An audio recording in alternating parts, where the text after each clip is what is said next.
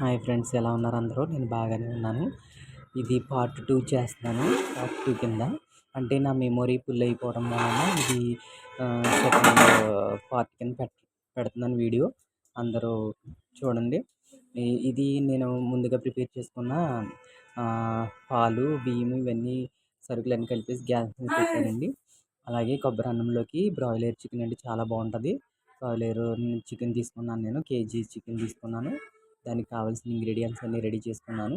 ఉల్లిపాయలు, టమాటాలు, మసాలా దినుసులు, కరివేపాకు, పచ్చిమిర్చి, అల్లం వెల్లుల్లి పేస్ట్, కారం, గరం మసాలా, పసుపు, కల్లుప్పు అన్నీ రెడీ చేసి పక్కన పెట్టుకున్నాను. అయితే నేను కుక్కర్ గిన్నె పెట్టుకున్నానండి. కుక్కర్ గిన్నె పెట్టుకుని హీట్ చేశాను. హీట్ చేసి ఆయిల్ పోసుకున్నాను. అందులోని ఆయిల్ పోసుకుని మసాలా దినుసులు, లాలిక్కాయలు, ఇలాచి కూడా అంటారు, లాలిక్కాయలు, లవంగ,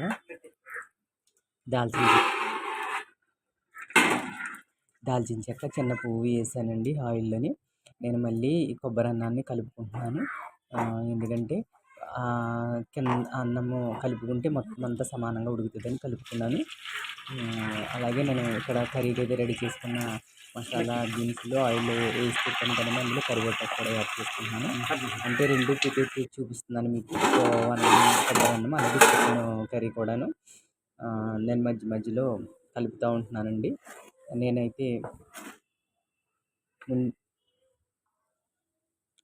నేనైతే చెప్పాను కదండి, నేను 3-4 రకాలుగా వండుతానని కొబ్బరి అన్నం. ఇదొక స్టైల్లో వండుతాను అనమాట. అలాగే ఆనియన్స్ కూడా వేగుతున్నాయి. వేగిన తర్వాత నేను పసుపు వేసుకున్నాను. అలాగే చికెన్ కూడా వేసేసాను. పసుపు, చికెన్ వేసి ఫ్రై చేస్తున్నాను.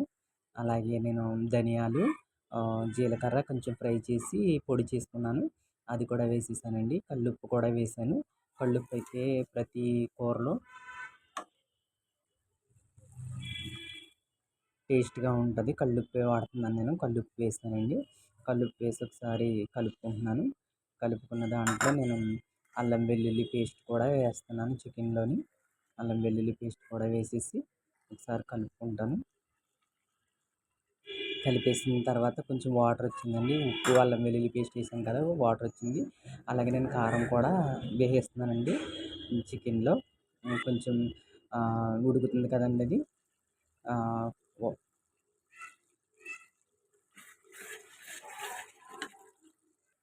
కారం కూడా వేసేసి నేను తిప్పుకుంటున్నాను, కలుపుకుంటున్నాను. అలాగే నేను మళ్ళీ టమాటా కూడా వేసానండి. టమాటా కూడా రెడీ చేసి పెట్టుకున్నాను.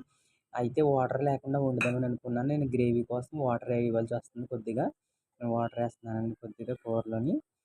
బ్రాయిలర్ చికెనే కాబట్టి వాటర్ వేయకపోయినా పర్వాలేదు. నేను కొద్దిగా లైట్గా వాటర్ వేసాను గ్రేవీ కోసం అనేసి.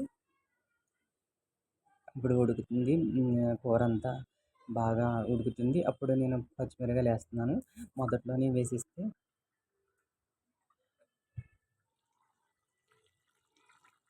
వేసేస్తే మెత్తబడిపోతాయని ముందే వేస్తున్నాను. అంతగా తినడానికి కూడా బాగుంటాయి. అన్నం అయితే కొబ్బరి అన్నం అయితే రెడీ అయిపోయిందండి. కొబ్బరి అన్నం రెడీ అయ్యింది, బాగా ఉడికింది. అయితే నేను ఇంట్లో చేసుకున్న మసాలా కూడా కర్రీలో వేస్తున్నాను. ఇలాచి, దాల్చిన చెక్క, కొద్దిగా జీలకర్ర ఇవన్నీ కలిపి ఫ్రై చేసుకున్నానండి. లో ఫ్లేమ్లో ఫ్రై చేసుకుని వేసుకుంటున్నాను పొడి చేసి. చూడండి కూర ఎంత బాగుందో, గుమగుమలాడేస్తుంది. తినడానికి ఎంతో రుచిగా ఉంటుంది. ఇదిగో అన్నం కూడా రెడీ అయిపోయింది, కొబ్బరి అన్నం.